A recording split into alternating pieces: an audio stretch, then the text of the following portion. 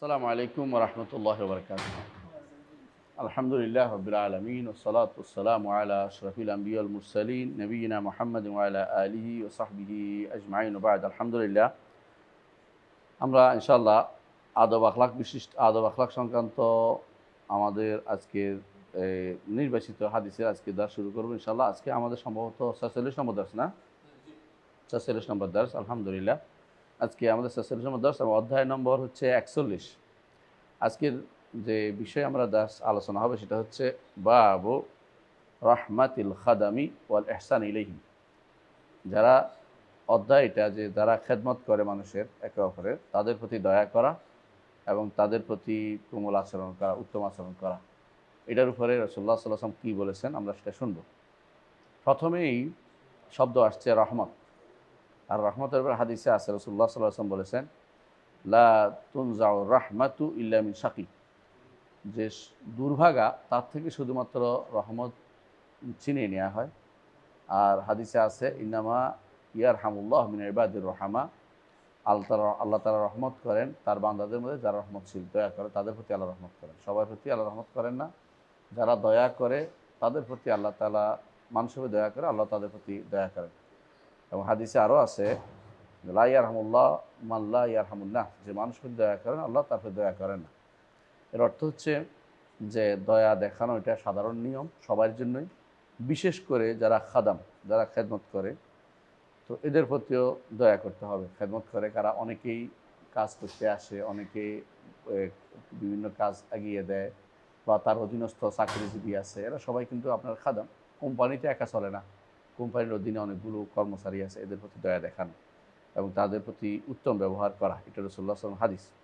এই হাদিসটা আবু দাউদ বর্ণনা করেছেন যে আল্লাহ তাআলা শুধু ওই ব্যক্তির অন্তর থেকে রহমত তুলে নেন যে ব্যক্তির অন্তরের মধ্যে দুর্ভাগা লেখা আছে, দুর্ভাগ্য যে, অর্থাৎ যারা সৌভাগ্যবান ব্যক্তি তাদের অন্তরে রহমতে পরিপূর্ণ থাকে। রাসূলুল্লাহ সাল্লাল্লাহু আলাইহি ওয়াসাল্লাম নিজেও রহমতের পরিপূর্ণ আধার, তিনি ছিলেন রাহমাতুল লিল আলামিন, জগৎ জুড়ে সবার জন্য তিনি রহমত ছিলেন, সৃষ্টিকুলের সবার প্রতি রহমত ছিলেন। ওমা আরসালনাকা ইল্লা রাহমাতুল লিল আলামিন, রহমতের জন্য। আর রাসূলকে নিজেও বলেছেন ইন্নামা আনা রাহমাতুল মুহদাত, আমি তো এমন একটা রহমত যা হাদিয়া দেওয়া হয়েছে, এরকম জগৎবাসীর জন্য হাদিয়া দেয় একটা রহমত হিসেবে।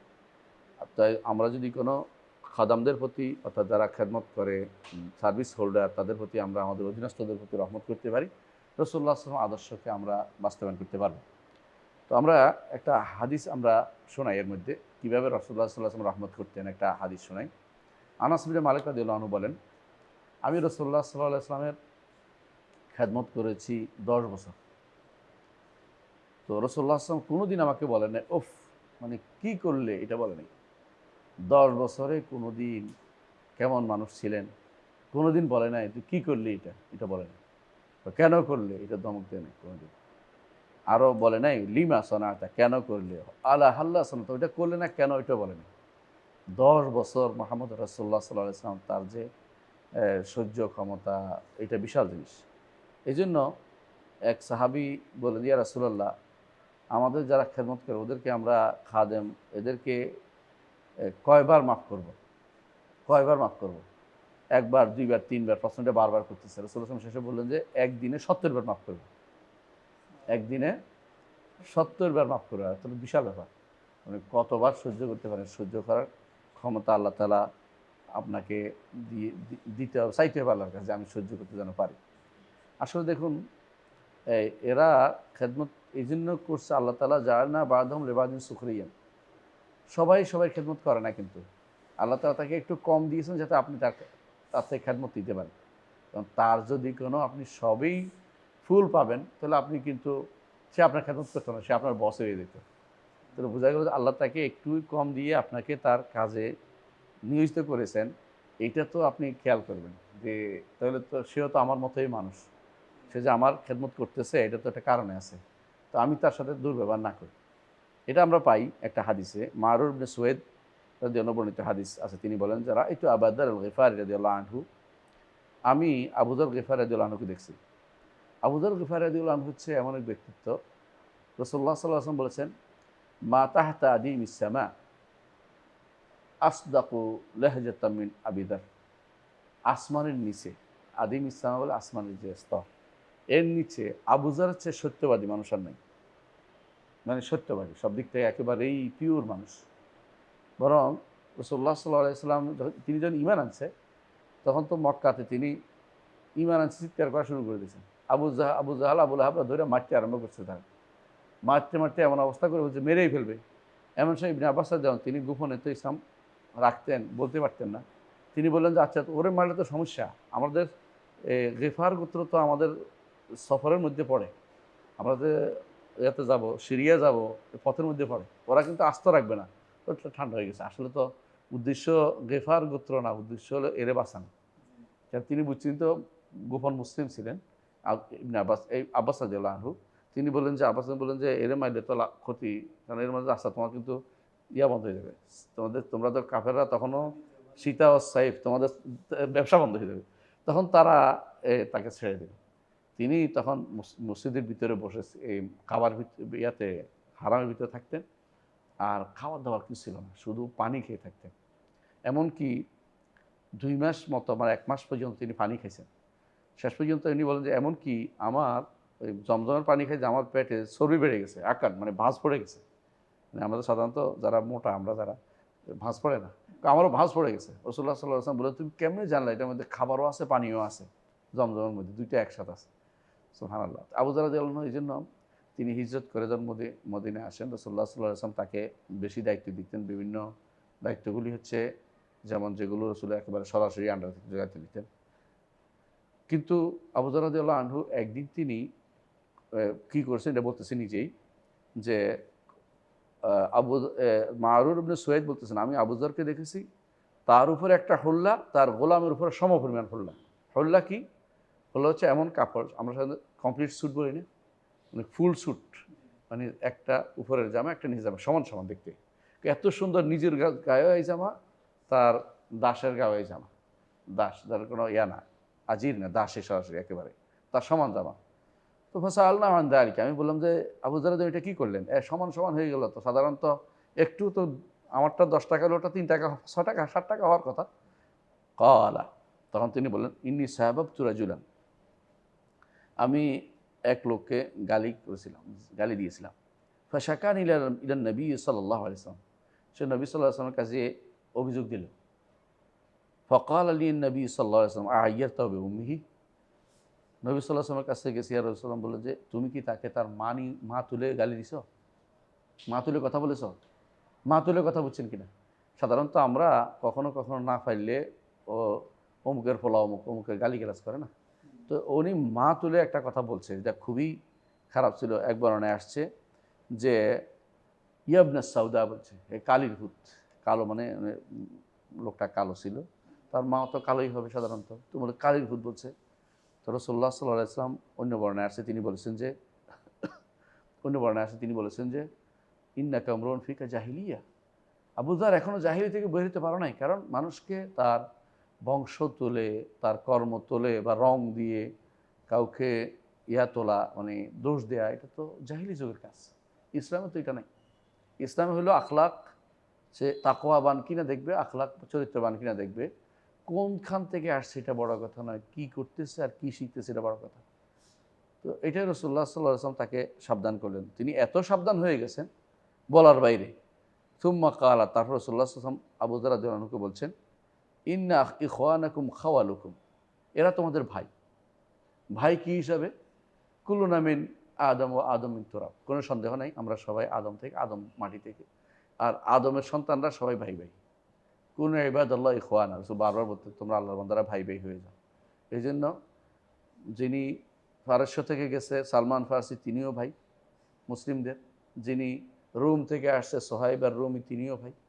আর যিনি মক্কা থেকে আসছে তিনিও ভাই, মানে দূর দূরান্তের কোনো কারোর সাথে কোনো, বেলাল রাদিয়াল্লাহু আনহু আফ্রিকা থেকে আসছে, তিনিও সাহাবীদের ভাই।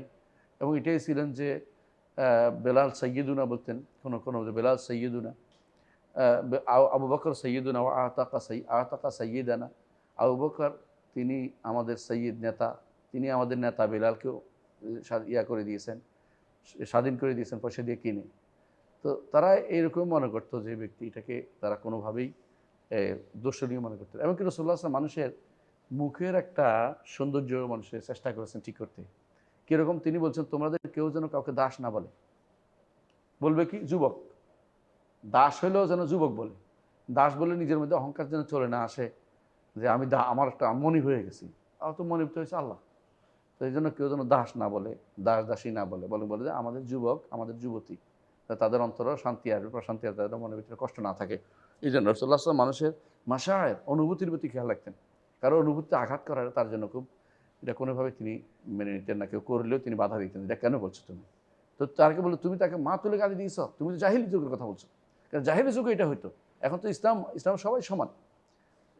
আর হাদিসে আছে রাসূলুল্লাহ সাল্লাল্লাহু আলাইহি ওয়াসাল্লাম বলেছেন যে অব্বিয়াত আল জাহিলিয়া, জাহিলি যুগের যে বংশ দেখানো, কোনো কিছু দিয়ে কাউকে অহংকার করা, এটা আল্লাহ তাআলা তোমাদের থেকে উঠিয়ে নিয়েছেন। এটা তোমরা জীবনে কিন্তু বলবে না।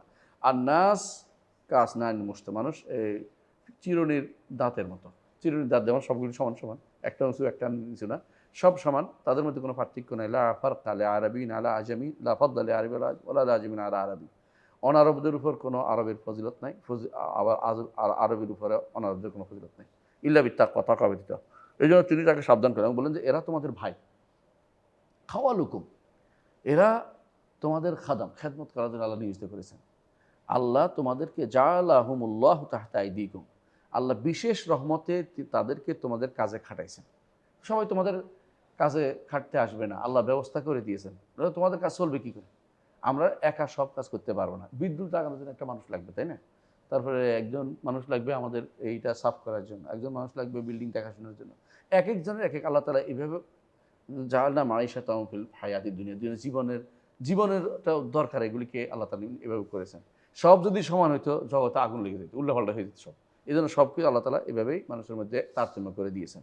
জাআলাহুমুল্লাহু তাহতা আইদিকুম, তোমাদের আল্লাহ তাআলা তাদেরকে তোমাদের অধীনস্থ করে দিয়েছেন কাজ করার জন্য বা নিজেরা খাটার জন্য, তোমাদের চলার জন্য।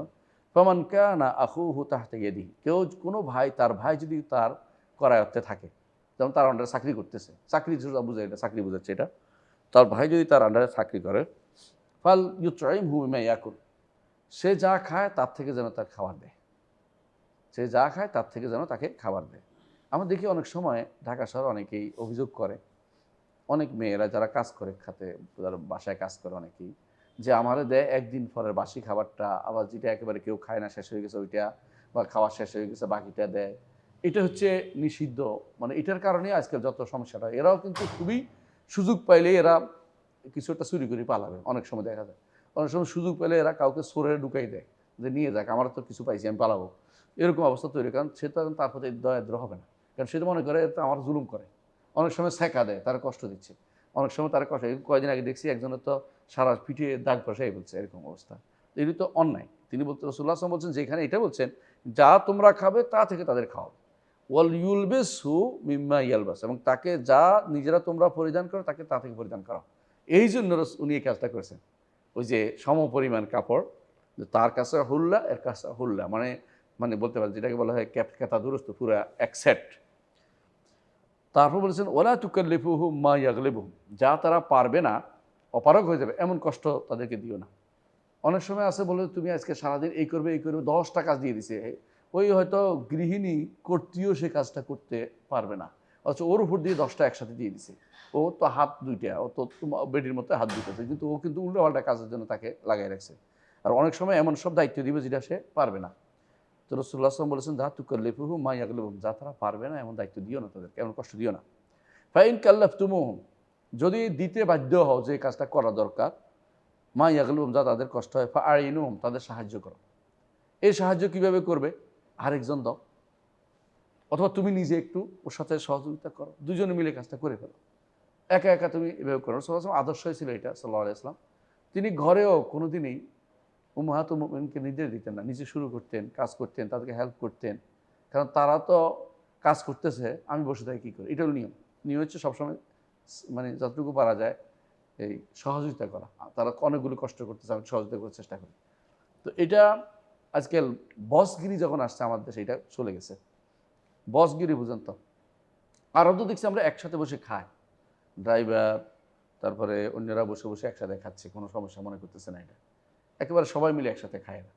আর আমার দেশে হইলো পুরো এখানে খাবে, নেতা এমন হয়েছে, আরেকটা খাবে আরেক রুমে, আর নিচে বুয়া খাবে বুয়ার রুম, বুয়া হ্যাঁ খাবে পরে। মানে এমন একটা অবস্থা মনে হয় যেন এইটা হলো অ্যারিস্ট্যাটিক রেসিপিটাকে বলা হয়, মানে একটা তারা বড় হয়ে গেছে। এটা এই সিটা আরও যেমন ছিল না। এটা আমাদের সমাজে আরও আসছে, এটা কোথায় ইংরেজদের থেকে। ইংরেজরা যখন আমাদের দেশে একটা চালু করছে এই সিস্টেমটা, এটা হচ্ছে যে একটা হলো তাদেরকে কীভাবে একজন কুকুর ফেলবে, তারা কয়টা টাকা দিবে, তার ইংরেজি কুকুর ফেলতে। ওই যে আমরা পড়েছি একটা গল্প যে হেডমাস্টার সাহেবের বেতন ছিল কুকুরের বেতনের পা, 4 ভাগের 1 পা। তো মানে কুকুরের জন্য 25 টাকা খরচ করে। হ্যাঁ, তো আর হ্যাঁ ও 3 ভাগের 1 পা, হ্যাঁ 25 টাকা খরচ করছে, 3 ভাগের 1 পা। আমি তো কুকুরের 1 পা, মানে সে কুকুরের জন্য 75 টাকা আর ওনার জন্য 25 টাকা। তো আমি কুকুরের 1 পা। তো কথা এরকম হয়ে গেছে, মানে ওরা চাই কোনোভাবে নিজেদের জন্য কুকুরের জন্য যা দেয় একটা তারা কর্মকর্তা যারা কাজ করে তাদের জন্য তারা রাজি না। এটা একটা খুবই খারাপ জিনিস। হ্যাঁ, এটা ঠিক, মানুষের মধ্যে আল্লাহ তাআলা তারতম্য দিয়েছে, বেশি পারে বেশি কাজ, যে বুদ্ধিমত্তা দিয়ে কাজ করে তার বেতন বেশি হতে পারে, এটা সমস্যা নাই। কিন্তু সমস্যা হচ্ছে তাদেরকে তো সহযোগিতা করতে হবে, আর তাদেরকে যতটুকু না চলবে না এটা করতে হবে। এই জন্য অনেক সময় দেখা যায় অনেকে খাটে, অনেকের ইয়াতে কম দামে খাটে, অনেকে টাকা দিতেও চায় না। এটাও একটা ভয়াবহ গুনার কাজ। রাসূলুল্লাহ সাল্লাল্লাহু আলাইহি ওয়াসাল্লাম একটা হাদিসে তিনি বলেছেন, আল্লাহ তাআলা বলেন, হাদিসে কুদসিতে আল্লাহ তাআলা বলেন, সালাসাতুন আনা খাসমুহুম ইয়াউমাল কিয়ামা, 3 গোষ্ঠীর বিরুদ্ধে কিয়ামতের দিন আমি দাঁড়াবো। সরাসরি আল্লাহ নিজে তারপর বিপক্ষে দাঁড়াবে। কি দেখি বিপক্ষে দাঁড়ানো মানে বিপক্ষে থাকবেন। সেটা কি? 1 নম্বর রাজুলুন আতা আবি সুম্মা গাদারা, একজন আমার সাথে আমাকে নিয়ে ওয়াদা করেছে, ওয়াল্লাহি বিল্লাহি তাআলা আমি এটা করব, তারপর গাদ্দারি করছে। সে বিশ্বাস করছে, এ গাদ্দারি করছে। এর বিরুদ্ধে আল্লাহ তাআলা তার বিরুদ্ধে দাঁড়াবে। দ্বিতীয় হচ্ছে হাদিসের বাকি অংশ হচ্ছে যে ব্যক্তি কোনো স্বাধীন মানুষকে বিক্রি করে তার পয়সা খেয়ে ফেলছে। আমার দেশে অনেকেই নারী পাচার করে, ভারতে পাচার করে, মেয়েদেরকে বলে চাকরি দিব কইয়া বিভিন্নভাবে, বিশেষ করে যে সমস্ত গরিব অঞ্চল থেকে মানুষদেরকে, মেয়েদেরকে বিদেশে পাচার করে দিচ্ছে অনেক লোককে, এগুলি তো ওখানে বিক্রি করে দেয়। এটা তো বড় ধরনের গুনাহ, আল্লাহ তাআলা তার বিরুদ্ধে দাঁড়াবে কিয়ামতের দিন। কারণ এটা একটা বড় ধরনের গুনাহ। কেন? এটা তো একটা জীবনকে শেষ করে দিল, এবং শুধু একটা জীবন না, এদের সন্তান হলে এগুলিও দাস হয়ে যায়। মানে এই যে ভয়াবহ গুনার কাজ, অথচ দাস তো ইসলামে এই পদ্ধতির দাস নয়। ইসলামের দাস পদ্ধতি কখন হবে? যখন যুদ্ধ হবে মুসলিম এবং কাফেরদের মধ্যে। সেই যুদ্ধে যখন তো নারী পুরুষ পাওয়া যাবে, তখন শাসক বলতে হবে যে এগুলিকে আমাদের আর বিনিময়যোগ্য না, মানে আমরা কাফেরদের সাথে বিনিময় করার মতো কিছু নাই, অথবা এগুলি তাদের আর কোনো কাজ নাই, এগুলিকে এখন কোথায় থাকবে তার বাড়ি গনে, তোমরা এগুলো দায়িত্ব বন্টন করে নাও। এটা হলো ইসলামের নীতি, যে এদের বন্টন দেখাশোনার দায়িত্ব তোমাদের রয়েছে, কারণ ওদেরকে আর ফেরত দেওয়ার সুযোগ নেই। এদেরকে নিয়ে আর ইসলাম এইভাবে করতে বলছে। তাই বলে একজনকে ধরে নিয়ে দাসে বিক্রি করে দেয়, খুবই ভয়াবহ গুনার কাজ। এটা আল্লাহ তাআলা এই জন্য বলছেন যে হাদিসে কুদসিতে বলেন যে আল্লাহ তাআলা তার বিরুদ্ধে দাঁড়াবে যে এই কাজ করবে। আর 3 নম্বর হচ্ছে যে ব্যক্তি কোনো কর্মচারী থেকে কাজ বুঝিয়ে নিছে কিন্তু তারে টাকাটা দেয়নি, এটা ভয়াবহ কাজ। অনেকে দেখবেন যে বছরের মাসের শেষে চলে গেছে, তার কোনো খবরও নেই যে লোকটা টাকা দেয় না। অনেক সময় মাসের পর মাস তার বেতন দেয় না, অথবা তারে খাটাচ্ছে, দিব কইছে, তার ছেলের চাকরি দিব কইছে, এইভাবে খাটাচ্ছে। এরকমও আছে, অনেক বড় লোকেরা এটা করে। ভয়াবহ গুনার কাজ এটা। আপনি কেন তাকে বিনা বেতনে খাটাবেন বা কষ্ট দিবেন না, টাকা দিবেন না? অনেক সময় বেতন দেয় না, হিসাব করে দেয় না, এটাও গুনাহ। আমাদের ইউনিভার্সিটিতে আমি মাঝে মধ্যে বলি যে যাদেরকে ডেইলি বেসে কাজ করে তো টাকা দেয়, আর অনেকে আছে আশা দিয়ে রাখছে যে তোরা টাকা দিব। এতে মহাভয়াবহ কাজ। কেন? এদের টাকা এদের কাজ নিয়ে মানে আমরাও বিপদে পড়া। কারণ এরাও টাকা দেয় না, এরাও টাকা দেয় না, দিতে তো হবে টাকা। তো এটা তো তাদেরকে পরিপূর্ণভাবে তাদেরকে কী করা হয় না, তাদের প্রতি ইনসাফ করা হয় না। এটা বড় ভয়াবহ গুণের কাজ। তো এটা একটা হাদিস, আমি যে একটু এই হাদিসটা বর্ণনা করছি, এটা বুখারী মুসলিমের হাদিস। তো আরেকটা হাদিস আছে, রাসূলুল্লাহ সাল্লাল্লাহু আলাইহি ওয়াসাল্লাম বলেছেন যে, আরেকটা হাদিস এখানে আছে যে আবু মাসউদ রাদিয়াল্লাহু আনহু বর্ণিত হাদিস, তিনি বলেছেন, আমি আমার এক দাসকে আঘাত করতেছিলাম, কাজ পারে না দেখে, উল্টাপাল্টা করতেছি দেখে। তো এমন সময় রাসূলুল্লাহ পিছন থেকে শুনলাম, একটা আওয়াজ শুনলাম, পিছনে একটা আওয়াজ শুনলাম। আওয়াজটা কী ছিল? এলাম, জেনে রাখো আবু মাসউদ, আল্লাহ তোমার থেকেও বেশি ক্ষমতাশীল, আল্লাহ তোমার থেকেও বেশি ক্ষমতাশীল। তুমি যা পারো আল্লাহ তার থেকেও বেশি পারে। তো হচ্ছে আমি পিছন দিকে তাকাইলাম, দেখি রাসূলুল্লাহ সাল্লাল্লাহু আলাইহি ওয়াসাল্লাম, ভয় পেয়ে গেলাম।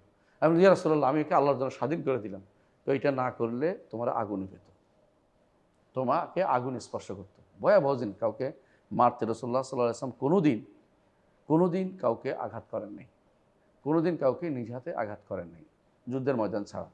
কোনোদিন কোনো স্ত্রীকেও না, খাদেমকেও না। এটা হলো আদর্শ। কোমল ব্যবহার করেছেন সবসময়, ধমকও দেন নাই, কোনো ধমকও কোনোদিন দেন নাই। আল্লাহর হুদুদ, আল্লাহর সীমারেখা বঞ্চিত সেখানে শুধু ধমক দিয়েছেন। যেখানে আল্লাহ তাআলার সীমারেখা, আল্লাহ তাআলা যে হারামের সীমারেখা, ওখানে কেউ হারামে গেলে সে বাধা দিয়েছেন। এর আগ পর্যন্ত কোনো রাসূলুল্লাহ সাল্লাল্লাহু আলাইহি ওয়াসাল্লাম কাউকে আঘাতও করেননি। রাসূলুল্লাহ সাল্লাল্লাহু আলাইহি ওয়াসাল্লাম তাদেরকে খাবারে, পোশাকে সব জায়গাতে শরিক করতেন। এটা রাসূলুল্লাহ সাল্লাল্লাহু আলাইহি ওয়াসাল্লাম আদর্শ ছিল। কারণ তিনি চাইতেন যে মানুষের মধ্যে কোমল ব্যবহার করেন, কোমল ব্যবহার করতেন রাসূলুল্লাহ সাল্লাল্লাহু আলাইহি ওয়াসাল্লাম। এটা রাসূলুল্লাহ সাল্লাল্লাহু আলাইহি ওয়াসাল্লাম আদর্শ ছিল। আচ্ছা, আরেকটা হাদিস আমরা পড়ি।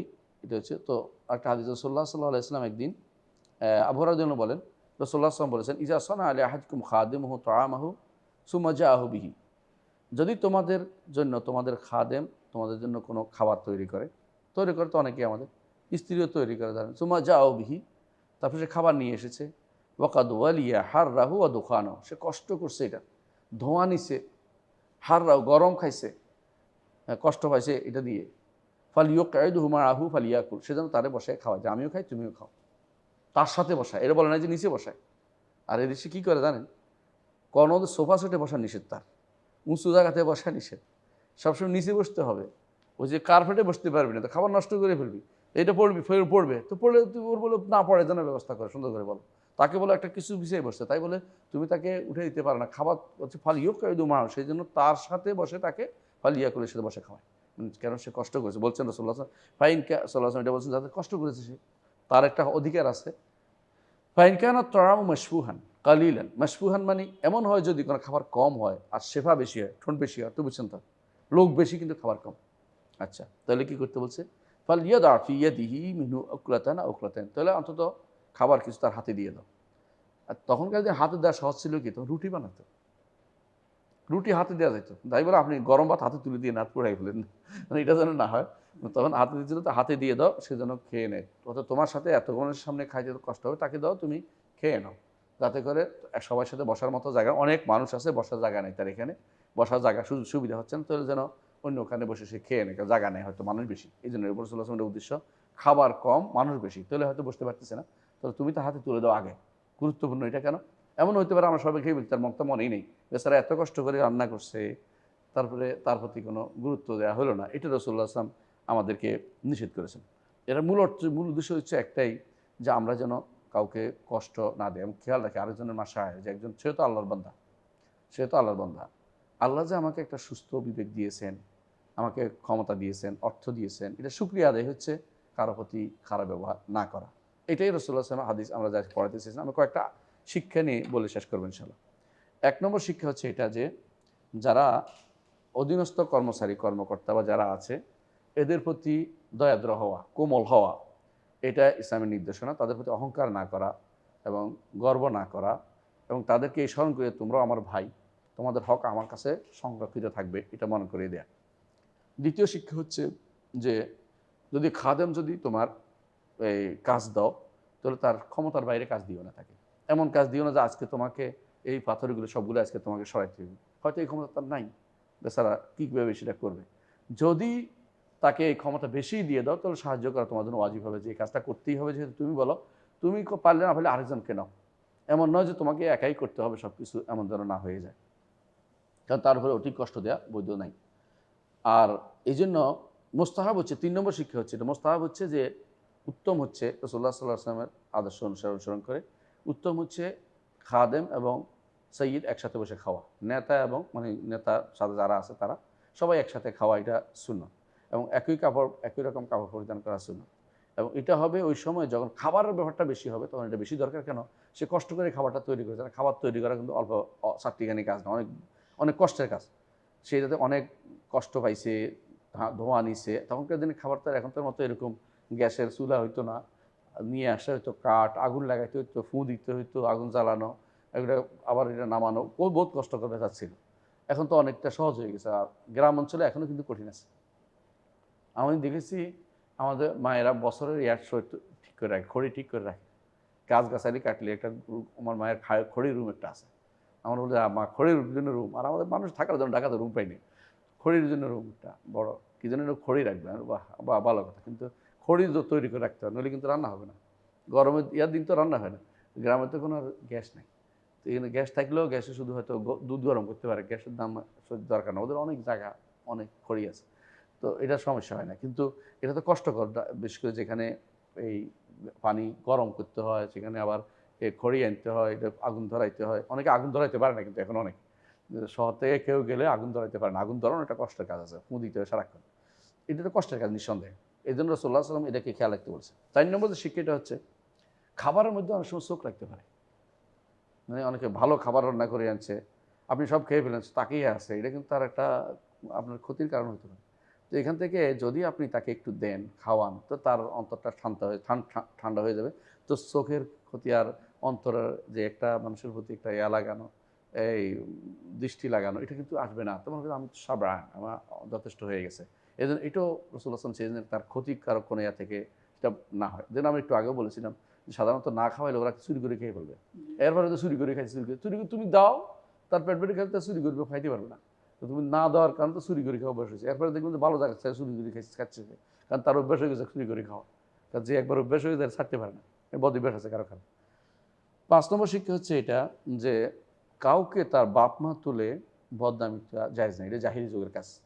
কোনোদিন যত কিছু হয় গালি, মানে বাপ মা তুলে কথা বলবেন না। একটা হাদিস আছে, রাসূলুল্লাহ সাল্লাল্লাহু আলাইহি ওয়াসাল্লাম বলেছেন, কেউ যেন তার বাবাকে গালি না দেয়। সাহাবা একরাম বলেছেন, বাবাকে গালি দেওয়ার কেমনে? কয় যে সে তার আরেকজনের বাপকে গালি দেয়, সেও তার বাপকে এর বাপকে গালি দেয়, এতে করে সে যেন নিজের বাপকে গালি দিল। আপনি যে আরেকজনের গালি দেন, সেও কিন্তু ছাড়বে না। আমাদের সে অনেক সময় তো এই কুকুর নিয়ে গালি দিচ্ছে, অমুকের ভূতা আউযুবিল্লাহ বলে না।